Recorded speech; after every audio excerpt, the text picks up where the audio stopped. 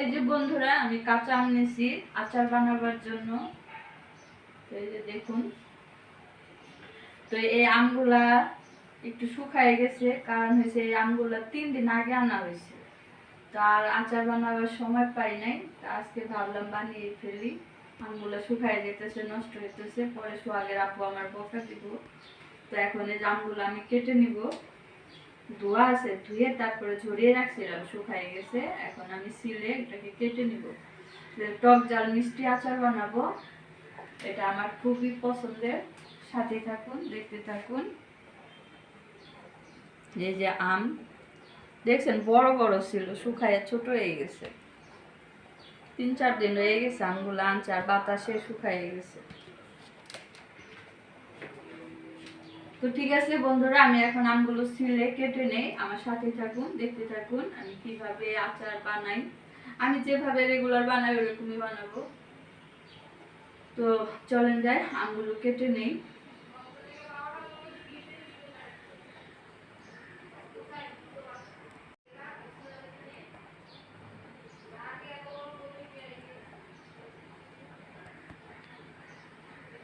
আমি আমগুলো কাটতে বসে গেছি।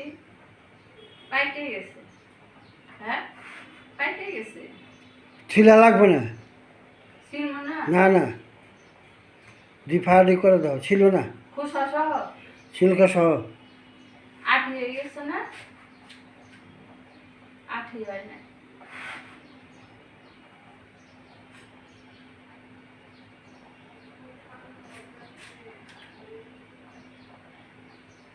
এই আমের কড়া কয়েকদিন বললাম না, কয়েকদিন ধরে আনছে, 3-4 দিন হয়ে গেছে, লাল হয়ে গেছে, পাকা পাকা।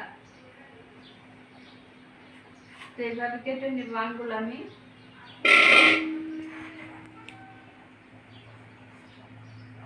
টক মিষ্টি আম আমার কাছে খুব ভালো লাগে, টক মিষ্টির ঝাল, ওই আচারটাই বানাবো। আবার লেটকা আচার, ওইটাও ভালো লাগে। লেটকা আচার বানাইলে ছিলতে হইতো, তা আমি ছিলবো না। খুসা সহ আগে আব্বু বলতেছে খুসা সহ বানাইতে, তো খুসা সহই বানাবো। লাল হয়ে গেছে।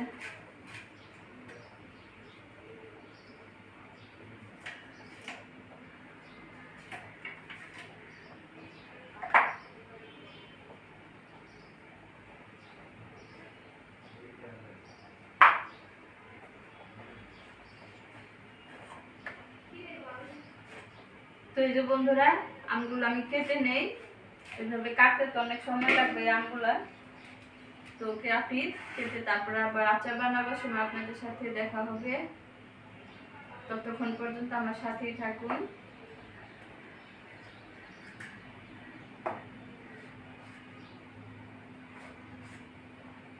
এই যে এইভাবে কেটে নিলাম।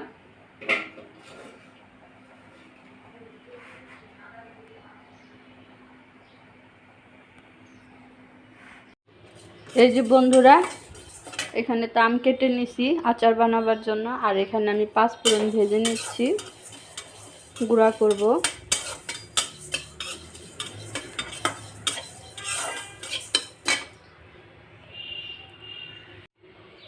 এই তো বন্ধুরা, এখানে একটা কড়াই বসাই দিছি আচার বানাবার জন্য। বড় একটা কড়াই নিছি, আচার বানাতে কিন্তু বড় কড়াই লাগবে।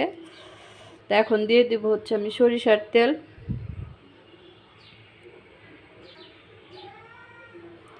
তো এই যে আমি এখন সরিষার তেল দিয়ে দিচ্ছি।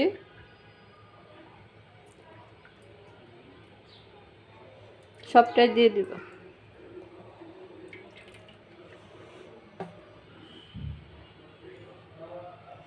তো তেলটা গরম হোক।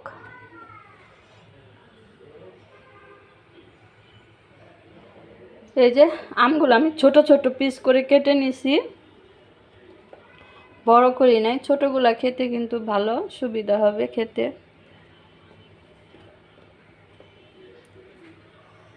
তো তেল গরম হয়ে গেছে বন্ধুরা, এখন দিয়ে দিব আমি এখানে 4-5টা শুকনো মরিচ, আর দিব আস্ত 5 ফোড়ন। অল্প একটু আস্ত 5 ফোড়ন দিব। এই যে এই তো হয়ে গেছে, আর লাগবে না।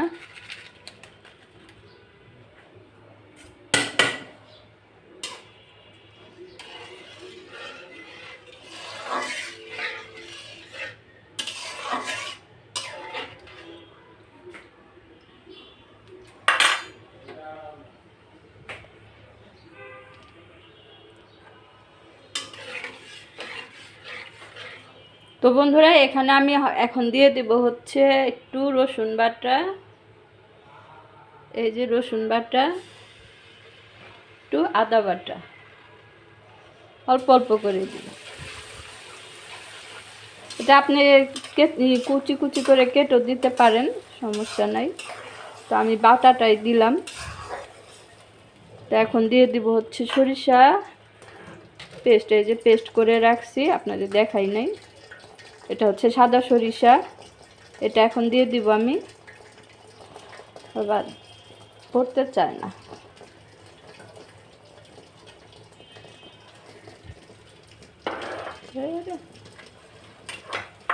চামচ দিয়ে দিই, খুরচুন দিয়ে দিলাম। এই যে সরিষা বাটা, বাটা না পেস্ট করে নিছি ব্লেন্ডারে। বাবা, চুলাটা কমিয়ে দিই।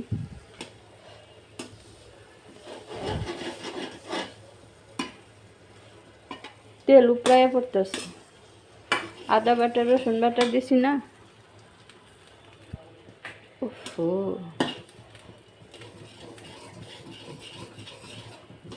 এখন সরিষা বাটা দিয়ে আমি একটু কষিয়ে নিলাম। দেখুন, আর কষানো যাবে না। তেলের অবস্থা দেখেন কই উঠছে তেল। এখন এই আম দিয়ে দেই। এটা কিন্তু আমি একটু পানি লাগে না, আমে পানি লাগানো যাবে না, তাহলে আচার কিন্তু নষ্ট হয়ে যাবে। একদম শুকাই নিতে হবে বা মুছে নিতে হবে, ধুয়ে ভালো কাপড় দিয়ে মুছে নিতে হবে। তো এই আম দিয়ে দিলাম। আমটা একটু কষিয়ে নিই।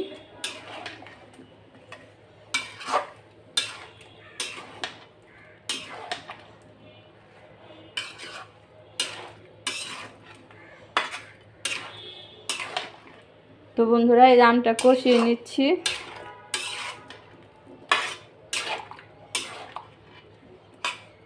আমের আচার, কাঁচা আমের আচার, টক ঝাল মিষ্টি কাঁচা আমের আচার। এটা কিন্তু আপনি 1 বছর রেখে খেতে পারবেন, কোনো সমস্যা নেই, নষ্ট হবে না।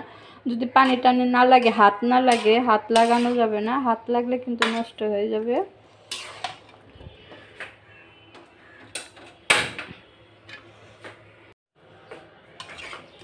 তো বন্ধুরা, এখন আমি এর মধ্যে দিয়ে দেবো কিছু আস্ত রসুন, সুন্দর দেখার জন্য।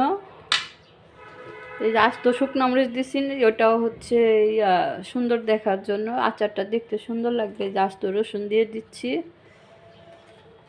এটা এখন আবার কিছুক্ষণ কষিয়ে নিব। আর দিব হচ্ছে সামান্য হলুদের গুঁড়া।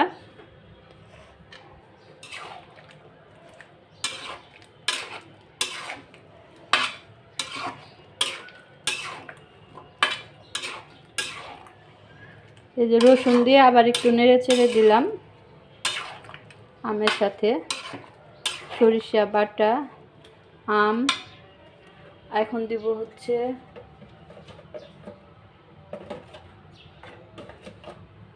হলুদের গুঁড়া, সামান্য একটু দিই কালারের জন্য। আর দিব মরিচের গুঁড়া।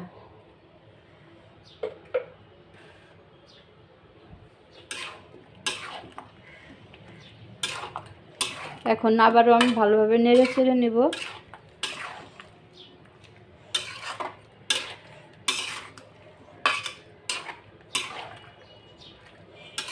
এটা টক ঝাল মিষ্টি হবে, মিষ্টি আচার হবে।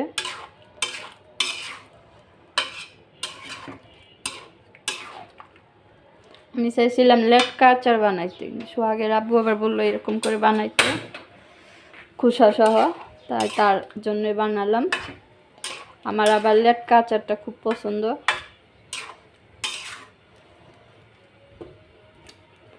তো এই যে বন্ধুরা, দেখুন নেড়ে চেড়ে নিলাম। এখন হচ্ছে আরও কিছুক্ষণ নেড়ে চেড়ে রান্না করে নিব।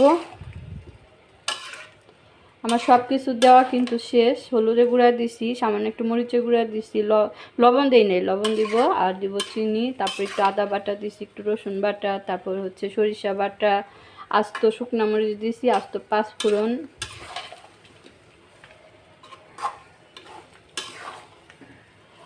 তো এখন আমি দিয়ে দিব চিনি।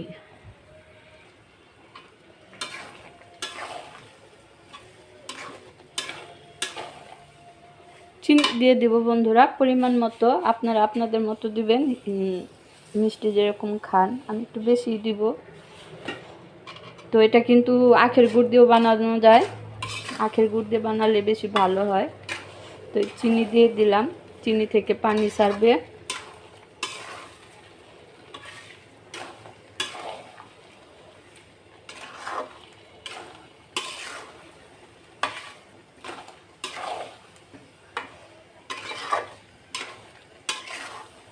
তো বন্ধুরা আমি একটু রান্না করে নেই, সাথেই থাকেন, দেখতে থাকুন। বন্ধুরা আচারটা কিন্তু এখনও 2টা উপকরণ দেওয়া বাকি আছে। তো চলুন আমি সেই 2টা উপকরণ এখন দিয়ে দিই। লবণ দেই নাই, এখন লবণ দিব, যেটা হচ্ছে মেন উপকরণ, যেটা না দিলে স্বাদ হবে না। এই যে লবণ দিয়ে দিচ্ছি, 2 চামচ লবণ দিলাম। লবণ দিয়ে কিছুক্ষণ নাড়াচাড়ানি করবো, নেড়ে চেড়ে নিয়ে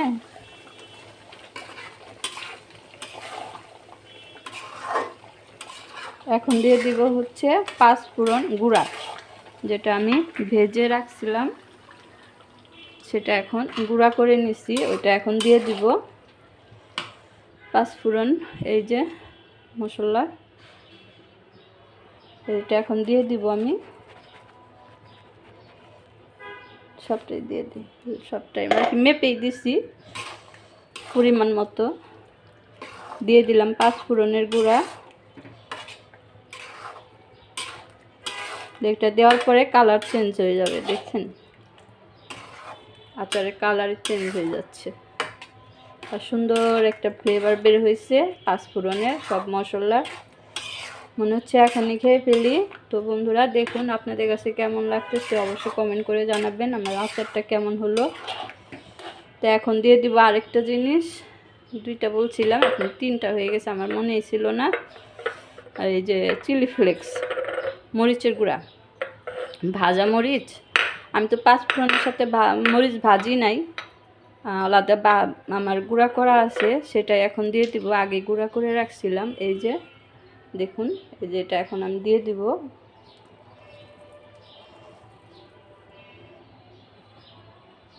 আর দিব না, হয়ে গেছে। এই যে সব কিছু দেওয়া হয়ে গেছে, এখন একটু নেড়ে চেড়ে আর একটু রান্না করে নামিয়ে নেব। হয়ে গেল আমার আচার বানানো।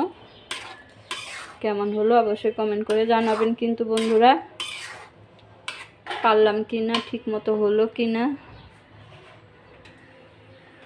বারবার চুলা নিভে যায়। তো এই যে দেখতেই পাচ্ছেন, এটা কিন্তু ঠান্ডা হলে আরও ঘন হয়ে যাবে। তারপর নামিয়ে রাখবো, নামিয়ে রেখে ঠান্ডা হলে আমি বয়মে ভরে নিব। তো এটা তেলের মধ্যে ভিজবে, ভিজতে ভিজতে রেখে ফ্রিজে রেখেও খেতে পারবেন, কোনো সমস্যা নাই। তো মাশাআল্লাহ আলহামদুলিল্লাহ আচারটা কিন্তু অনেক সুন্দর হয়েছে।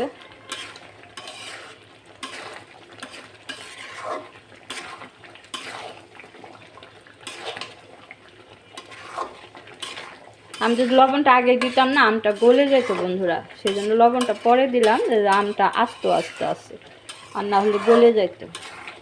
তো এখন লবণ দেওয়ার পরে একটু জাল করে নামিয়ে নিচ্ছি। তো অনেক সুন্দর হয়েছে, হয়ে গেল আমার আচার বানানো, খুব সহজ, খোসা সহ আমের আচার।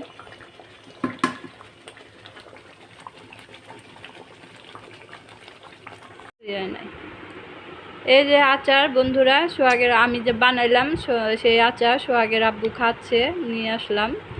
এই যে দেখুন কেমন হয়েছে, অনেক মজা হয়েছে। মজা হয়েছে সত্যি তো? হ্যাঁ সত্যি মজা হয়েছে, আমি কি বলি, সত্যি মজা হয়েছে। দেখতে তো সুন্দর লাগতেছে। ওই যে দেখুন সোহাগের আব্বু খাচ্ছে, তো বলতেছে অনেক মজা হয়েছে আচারটা।